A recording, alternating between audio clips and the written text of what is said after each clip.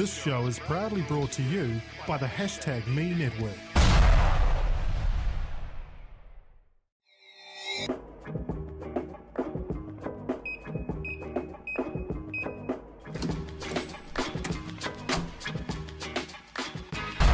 Access granted.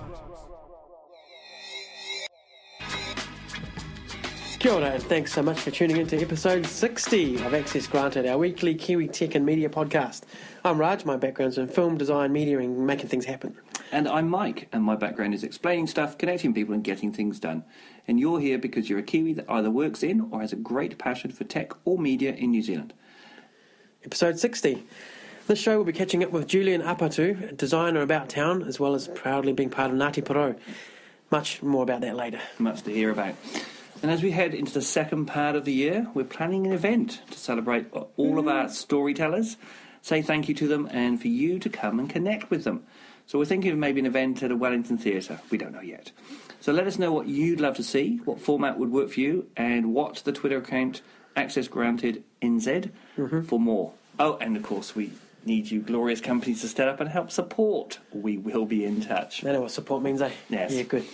So on to Julian Apatu and his story this week. So I met Julian initially at the Miramar Transport Hackathon event back in 2014. And since I have come to respect Julian through watching him work at the recent Creative HQ Government Accelerator, and especially his team and customer design focus. So over to Julian to tell you more. Right, so we're continuing our session at Golding's here. We are. So this is probably the first of our double headers. Is that the phrase that we should use? I don't know. It sounds kind of naughty. Adult.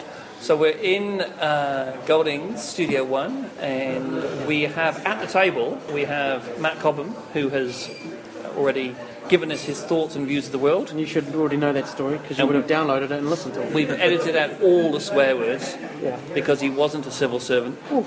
Oh, no, I got it wrong. He's not a servant. Damn! My joke failed. Civil engineer. We've been joined by Julian Apatu. That was awful. Apatu? That's very good, very good. He said... And now here's how you really say it. Stroking his beard, man.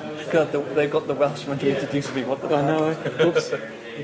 So Julian, we'll come to where Julian and his background.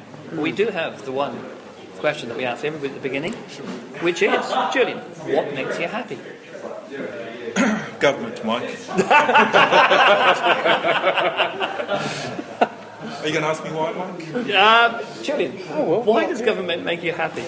Because there are so many problems within government that need fixing. I will be employed for a very long time. That is the reason why government makes me happy. Nice. Thank you for asking. And then you probably can guess from that Julian is, alongside Matt and some others, John from last week, for instance, is working at the R9 Accelerator, which is a Creative HQ and MB, the Ministry of Business, Innovation and Employment. It's a 12-week program that we're all sitting at various desks at the quite fabulous, sometimes quite cold, but quite fabulous Biz Dojo on Tory Street here in Wellington. So that's how we've all come together. So Julian, how did you get into this? How did you appear in this program? I was a mistake, Mike. Oh, there was someone else, wasn't there? Someone else. That's right. There's a young gentleman from Southland somewhere, Dunedin. Yeah, Dunedin. Oh, yes, that's right. And unfortunately, young man by the name of James, if I remember correctly. That's right. So, unfortunately, on the first official day of the accelerator starting, James got some unfortunate news related to his parents, I believe. Yes. So he had to pull out of the accelerator. Yeah. I got a call the very same morning, Monday morning. Julian, What you doing this afternoon? I said, well, actually, I'm taking my baby, because it was the school holidays, I'm taking my baby to see one of the movies. The conversation continued. Would you like to come into the Biz Dojo and possibly work on one of the projects we have here? I said, not really, no. But the person who was calling me was my twin, and I cannot hold out for long against my twin. So he asked very nicely if I would come in on Tuesday which I did. I met up with Brett Carlton, who is on the program management team for the Accelerator, and Brett invited me into the program. I was still hesitant.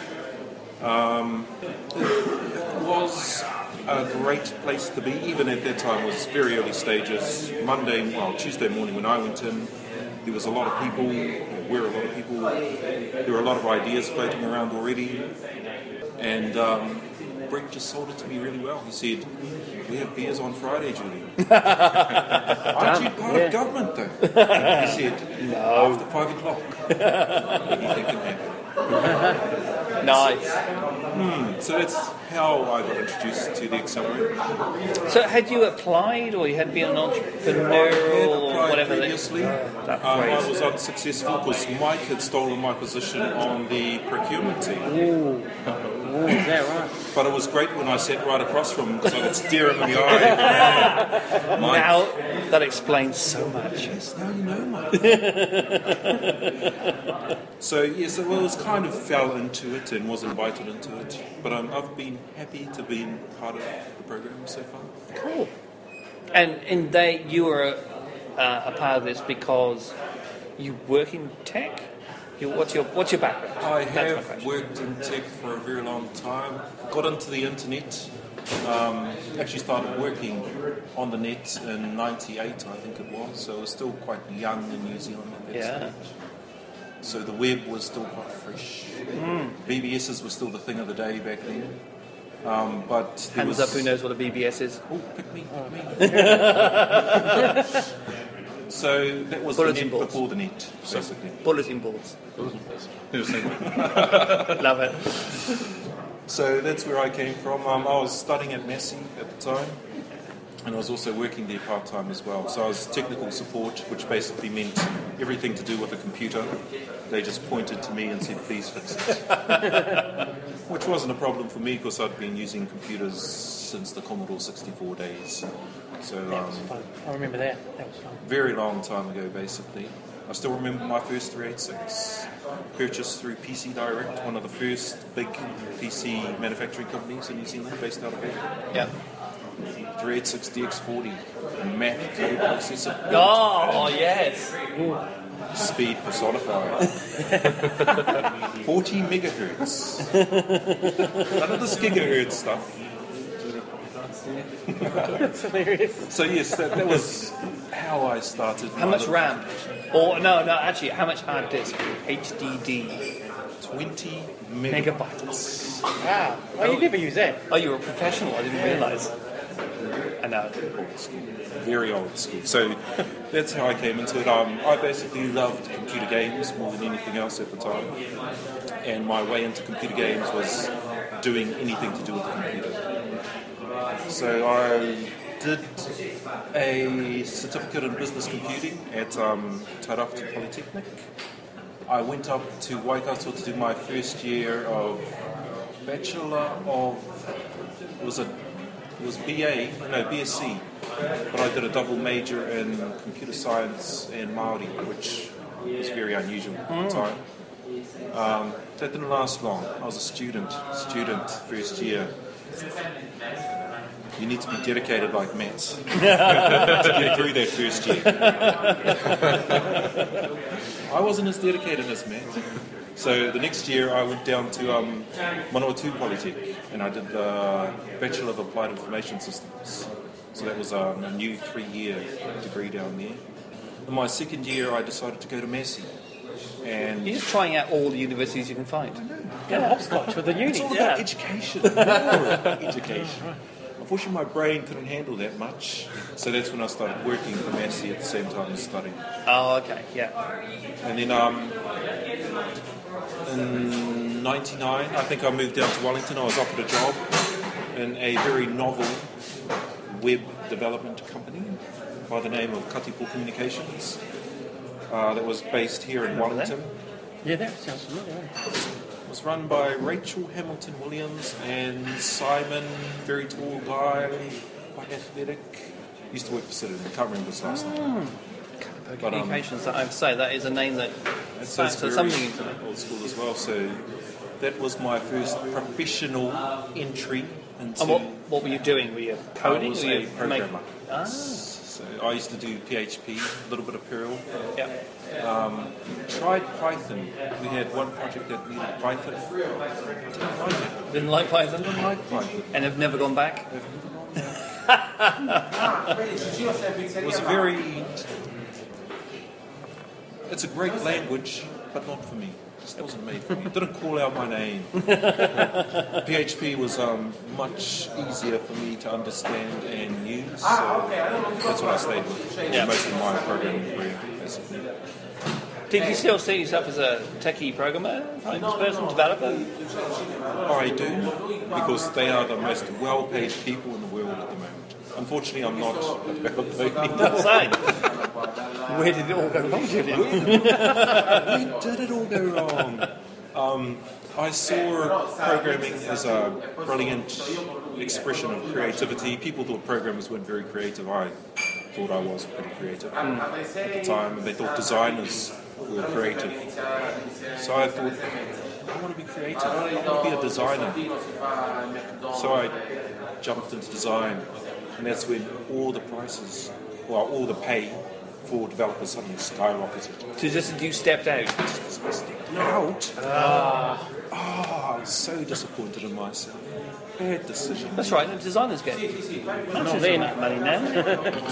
Good designers, Mike. No, I beg your pardon. That's where part of the problem lies. Well, that's a harsh thing to say about yourself. So did you become a designer? So I'm not a visual designer or graphic designer, I am a service designer. Okay. So I was looking at it more around the products and services, making them better, improving them basically, through improving the processes and systems around them as well. Because I came from analysis background, comp sci background basically. Yeah. So very analytical, which is probably why people thought I wasn't very creative. But I must say, for the record, I am creative. Good. Well, it's there now, so you're right. Very good. Don't take that out. Public record. Yes. So yeah, that was the transition point, I suppose. So is this prior to, and I don't know design and system design, that's not a sphere that I work in, but I know it encroaches on an awful lot of what I do now, and that's through the thing called design thinking, which has sort of become this all-encompassing phrase that it's a little bit like, I have to say, 5-10 years ago, everything had to be agile. It was just like, oh, well, you know, if you're not doing agile, it's agile everything. And it's not even the world as a phrase. So when you're talking about design there, is that pre the design thinking boom, for want of a better Yes, phrase? so now the two terms are almost synonymous. Design thinking and service design are almost one and the same. Yeah. Almost identical. A lot of people don't now like the term design thinking. I don't care. They don't A lot of like it, people you say? don't. A lot of people really? recognise design thinking for what it is, but people who generally practice design thinking want to call it something bigger and better. Oh, right. Because it sounds like it's just thinking and not doing. Oh, okay. And that's where part of the problem lies. They think they are people of action. So what's the, just so Are we they, know. though? Are they people of action? Some of them are. Very diplomatic. Okay, name the 5 that aren't. No, only 5. So what? Just so I know, the next buzzword. What's design thinking moved on to then? Is there a phrase that I should be looking out for in vomiting? A lot of people who practice design thinking are innovators or business designers or service designers. Okay. So Yeah. that's the new terminology. There are other words, but those are the common ones. So you stepped out of coding. This is at Ngati, was it?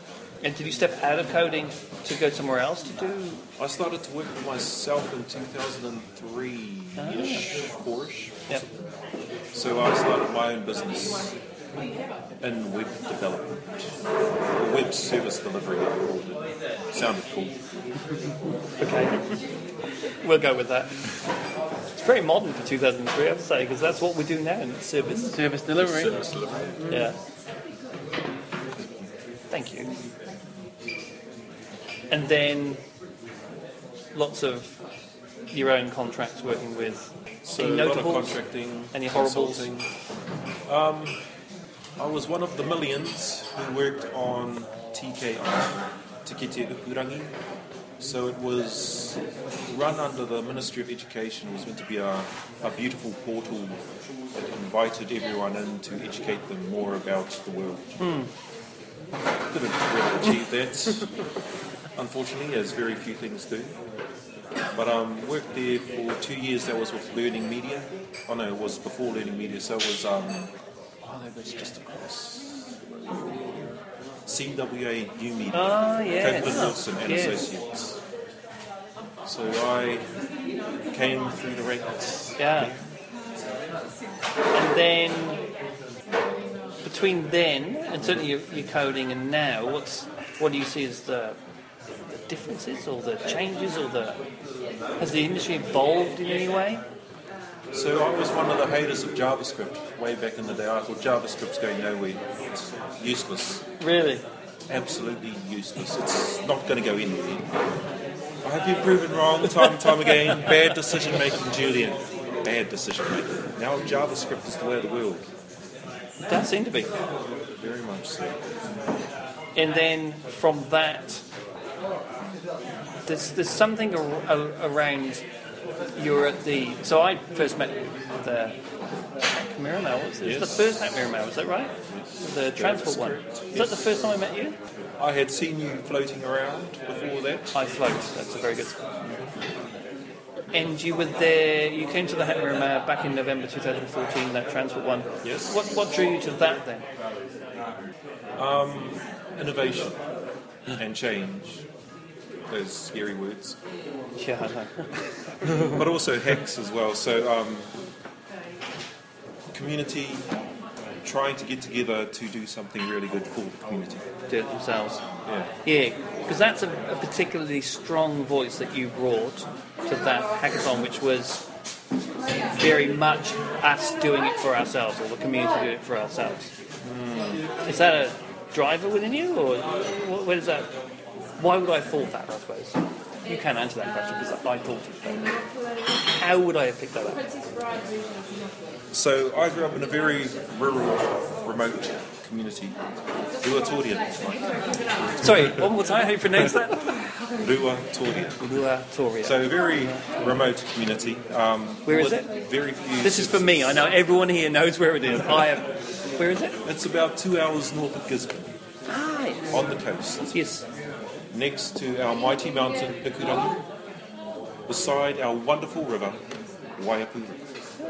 So that's where I grew up for a large part of my formative years. Ngati Porou. But yes, Ngati Porou, unfortunately they don't have a lot of services, or the access to services were very poor. So the community had to help the community do what it needed to do. So that's where it started, but as I've been progressing through my career, I still think there's a lot of value in seeing how people can do things for themselves. And hacks and jams and those kind of interesting alternatives to both education and capacity/capability building are really interesting avenues for people to explore, I think. Is that something that happens back home, quote unquote? We don't call it a hack, we Okay. just call it getting together. So the community just meets when things need to happen and people know and bring other people together. Yeah.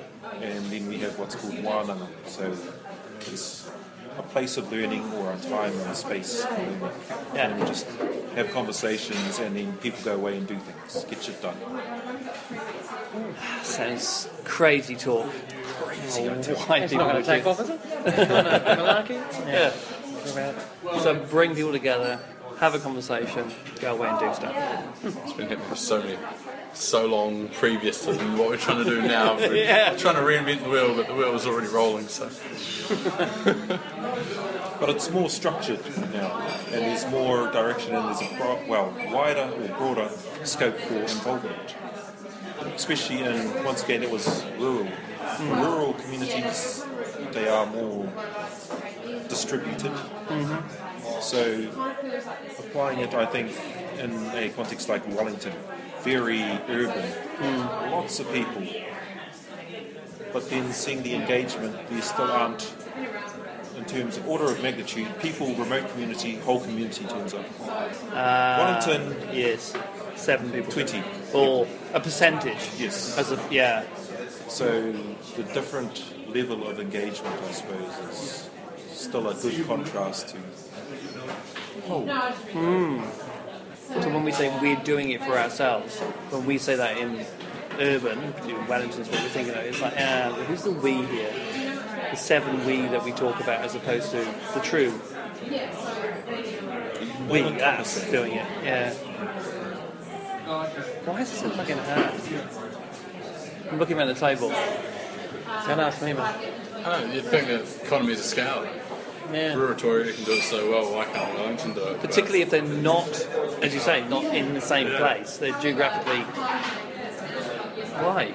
Something so simple yet so hard to do. Yeah. I suppose when you're in a mass area, I guess others just assume others are going to do it. And True. Carry on. I'll just go read the paper or whatever instead of helping out. Because I'll think, there's enough people down there to talk. Why do I need to go? So in the smaller communities, if you don't do it, it don't get done. It's more of a necessity than Yeah. anything else. Whereas you can make... Plus, I think the community's tighter there anyway, so they know each other by their first name straight away. And they're always talking anyway. Where our communities are quite spread out. And no What's it one like talks to everyone between all the time. communities? So obviously you got like Ruratoria, Tolaga Bay. Funnily enough, there's a bit of contention / conflict, even in small communities. To be expected. There are elements of support, but there are also elements of we want to do it better than them. So there's a bit of competitive spirit that comes about. And something Ngati Porou has done is harness that.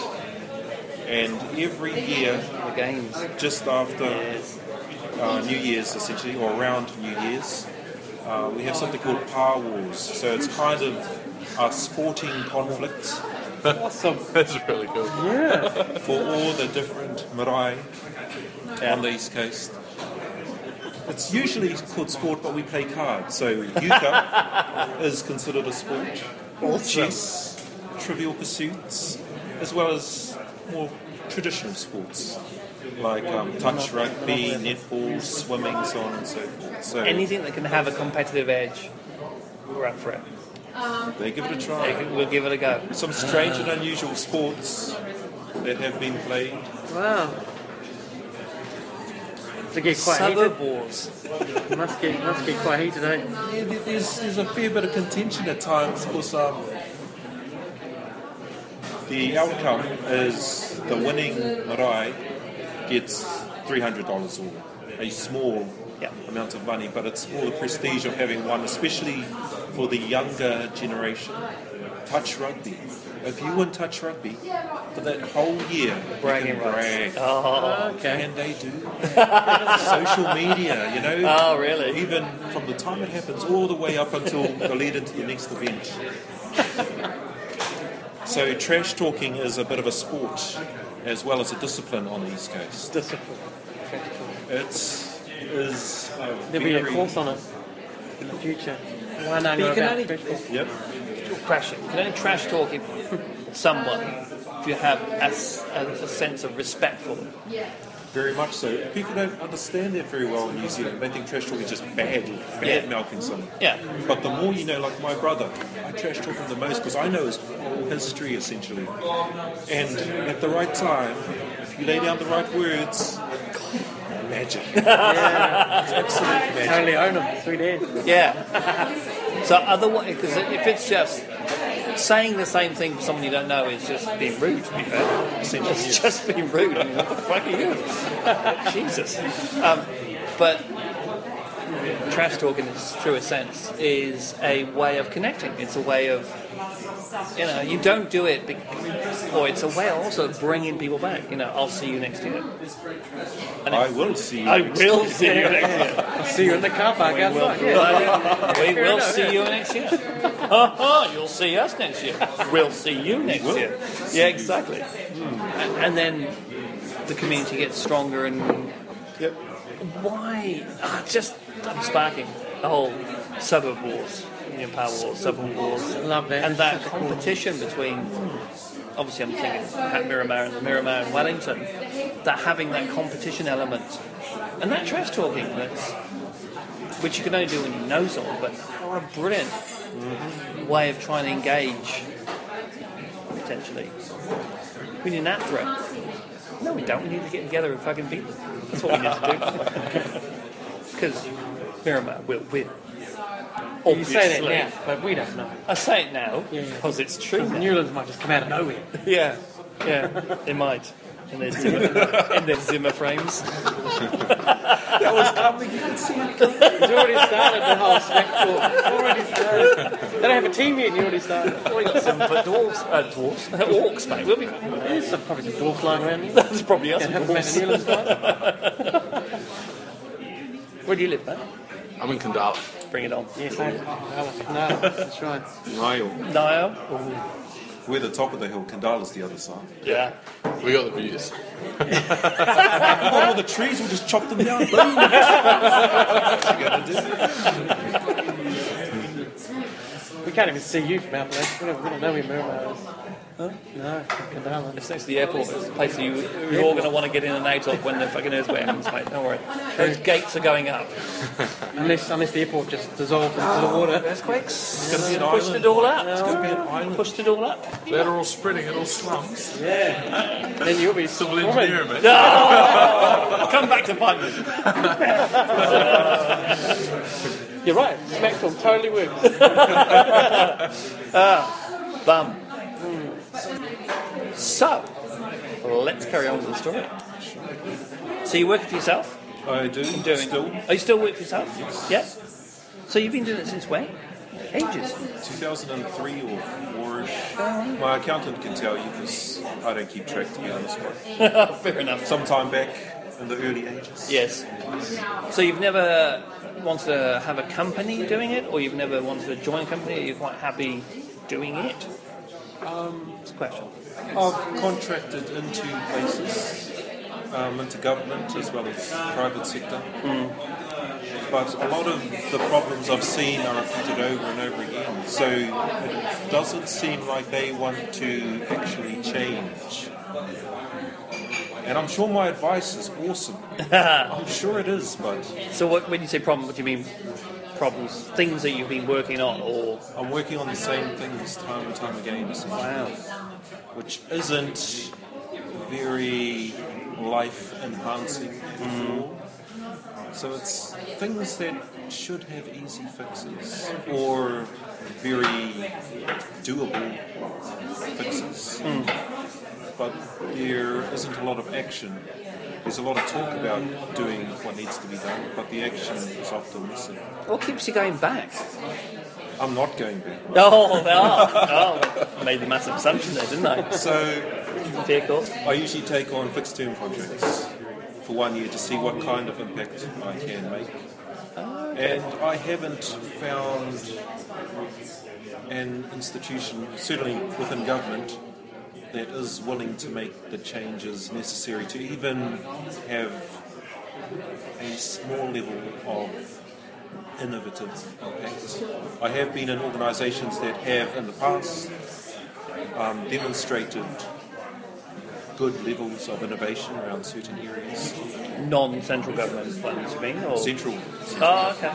So you have been in them? Yes. They can do it. They can do Yeah. it. They can do it, yeah. I've seen it, but then it doesn't scale out, or the impact doesn't go wider than the very narrow focus. Yeah. And then they keep pointing, we're doing innovation over there, while the rest of the organisation is not, essentially. So, Disheartening? somewhat.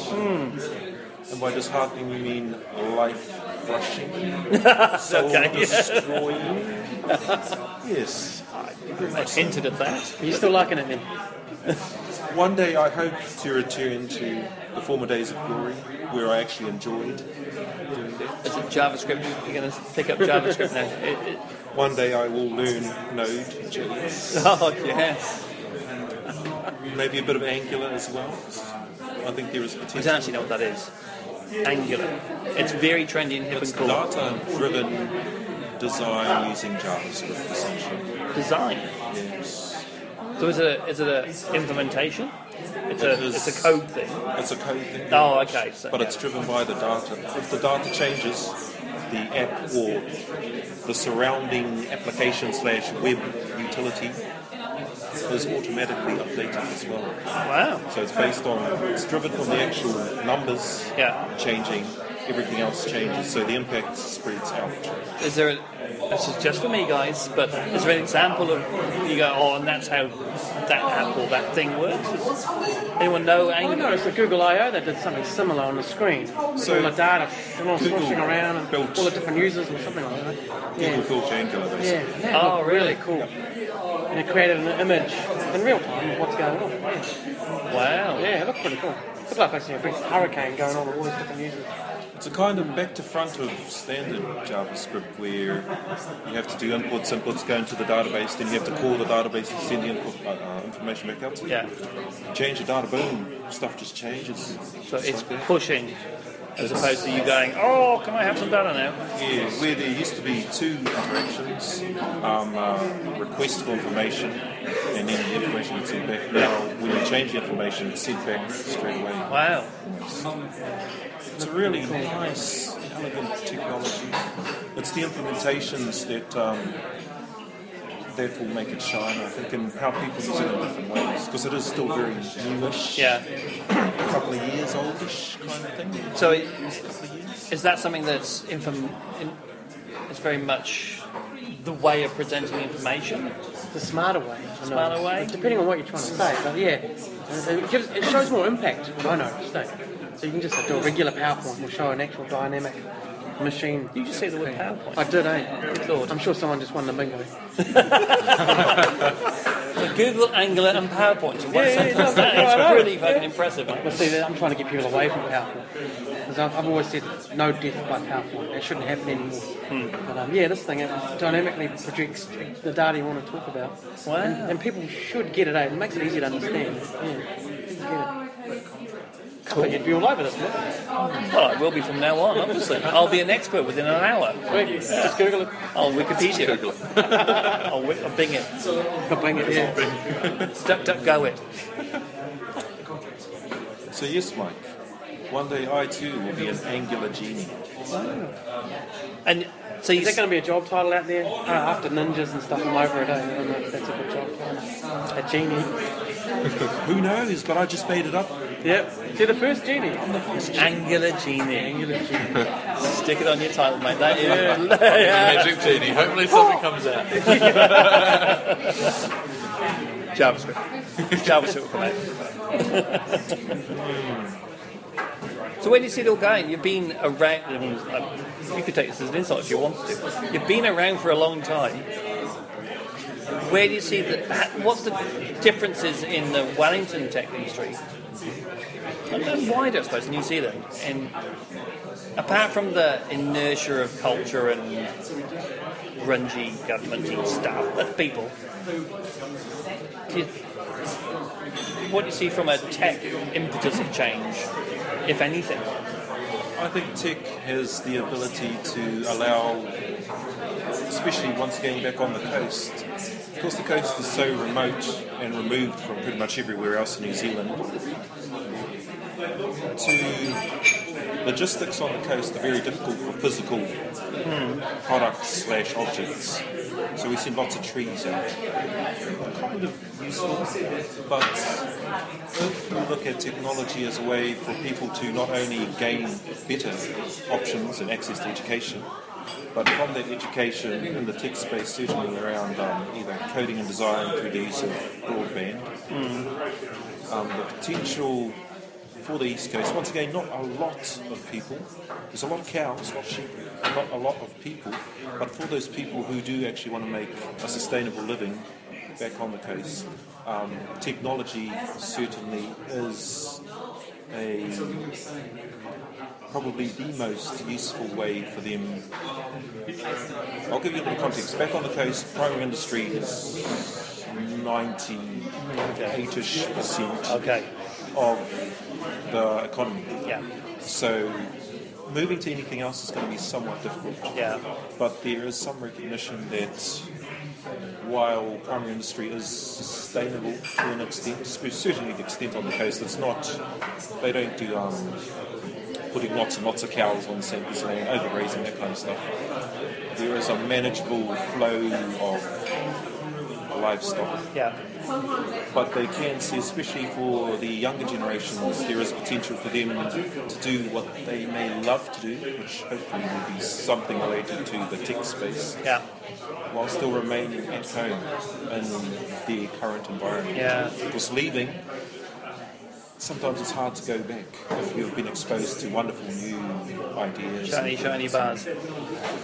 So there is potential to start growing the IT or ICT, possibly sector, back in rural communities if there is broadband or some other kind of really useful access to be able to distribute knowledge and shared information. So the basic building blocks need to be there, which are coming, I believe. Be a long time coming to the remote parts. Ngati Porou, haven't they connected up all the maraes? They have tried and are still trying. Yeah. It hasn't been a success. So It hasn't got there yet. case in point, one of my marae doesn't have electricity. We have a diesel generator. It does have a phone line which does fall over when it gets stormy. Okay. So the reality of having any broadband in the next 10 years is very remote. So once again, because at a community level, there is the college, which is a central hub of sorts, and then there are the marae that are in town, a few of them as well. There will be some access in those places. But all marae on the East Coast with broadband, possibly not even in my lifetime. Oh, wow. There's the challenge, unless you die walking out of here. Project Loon comes to mind from Google. Get balloons going. Get a couple of balloons up there, mate. Yeah. Buggers don't stay still, that's a problem. That's Google's problem, not yours. How have you seen your effect on the community, though? Obviously, having been a part of it when you're growing up, going away, doing what you've done, you will obviously still have those strong ties back to Rotorua and the marae surrounding kind of communities. Have you seen any effect when you come back? Yep, so just recently, in May 23rd, 4th and 5th, I think, they held a 3-day symposium / wānanga at one of my marae in Te Araroa, which is kind of at East Cape, the very easternmost part. Still quite remote, but they do have some level of broadband access. So they spent a whole day there. A lot of Wellington tech firms actually participated. So Lumio was represented, Inspiral, Rabbit Tech, Dev Academy, Lifehack. So a lot of, I think they all fall under the social enterprise bracket and social technology kind of firms from here in Wellington were invited to take part, and they all went back or had some kind of representation, along with a number of other key people who work in the ICT space as well. So they just exposed the communities to this is what it means to be a programmer, coder, web developer. And these are other options and ways to do it. So the Lumios, the life hacks, a lot of the social enterprise aspects. And then also Dev Academy. So there are a lot of, well not a lot, there are a number of young people back in these remote communities who are very excited about technology. A lot of them have the iPhones and all the whiz-bang little toys that everyone else has, but their access to the services around is somewhat more limited. But they are still enthused by these. So the first day is spent very remote community on the East Coast, trying to build the awareness around what it actually means to work in the industry. Then they moved to Gisborne for the next 2 days, and it was more around engaging the communities there with education, possibly even around the Dev Academy model being used as well. Yep. So I think it's a short course in programming, either .NET or Rails, like maybe 5-6 weeks.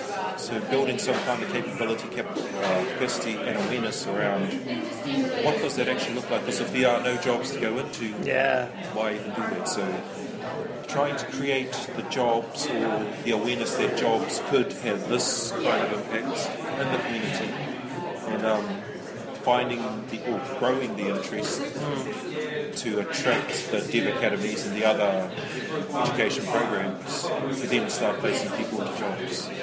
So even though I wasn't heavily involved, I was aware of it and I was invited to participate, but unfortunately I had to do the accelerator at the same time. Was that very recently then? The 23rd, 4th and 5th of May. I see. 2 weeks ago. Yes. So very recent. So that's what I'm seeing. I go home every year as well. Every year without fail. At least once, usually half dozen times. So would you prefer do, I mean, not what you do now necessarily, but is that a thing that you go, that would be brilliant if that could happen? And by that you mean? Well, that vision that the Dev Academy are growing a place that, yes, you now can code, but there's a nascent industry of startups is a horrible phrase, or techies, or... do you want to make that happen? I see the potential there, certainly. And there is movement to make it happen as well. Very hard to make it happen. But I don't mind challenge. Once again, challenges, opportunities, as we all know. So even down here, there is a small community that's trying to support what's happening up there. Yeah. Because there's now a connection. So that's very cool. Thank you for your question, Matt. That's all right. Brilliant question. Better than our one. Yeah. You can come again. I need more. Those are really good. I'm done. Here's one golden question. You only get one. That's it. Just embrace it. That's fascinating. Savour it while it lasts. Well, on that note, fantastic question and fantastic answer. Thank you so much, Julian. Now, where can people find you online when they want to connect with you? I am on Twitter from time to time. I'm not a avid tweeter, but at J Apatu, that's Japatu, is probably the best place. Or you can just come and find me in Wellington. How's that for an invitation? Walk the streets and find Julian. That's old school community way of doing it, eh? Just walk up to the guy. Hello. Just ask someone. Do you know this guy Julian? No? He's just someone will know. Someone. Wonderful. Thank you so much. That's great. Thank you, Mike, Raj, and Matt. That was great. I liked what Julian said about design thinking. It's the thinking part that often is overlooked and hurried or missed out altogether. It is. You know, so it's the thinking that fuels the solution, and at the end of the day, you get better outcomes. I also liked how he draws upon inspiration from his culture, which is quite cool. That's very cool. Very cool. And next week we connect with a wonderful young designer by the name of Courtney Foon, and her story is one of working in the shop, powerful women in her life, and how she sees the simple matter of thinking of the customer, like Julian. Yeah. So we can't wait for that. It'll be an excellent interview. Right, find us on the social networks. Look for the podcast on Twitter at AccessGrantedNZ, Facebook, and No more Google Plus. I don't know. John Curtis told me that it's still going, so I don't know. Now, after this week's decision by Google to remove even more functionality, I've decided to dump it. We'll see what it means to our Google search results, but like many, we are no longer active on Google Plus. Best way to chat to us is probably to use Twitter then. Yeah, absolutely. So Mike's on at Miramar Mike. And I'm on at NZ Raj. And for all the other hashtag goodness, such as the updates, news, prizes, and much, much more, check out the hashtagme.co.nz website. And thanks for your time this week, and see you next Tuesday for the Kiwi Tech people sharing their own stories. Ka kite anō. hashtagme.co.nz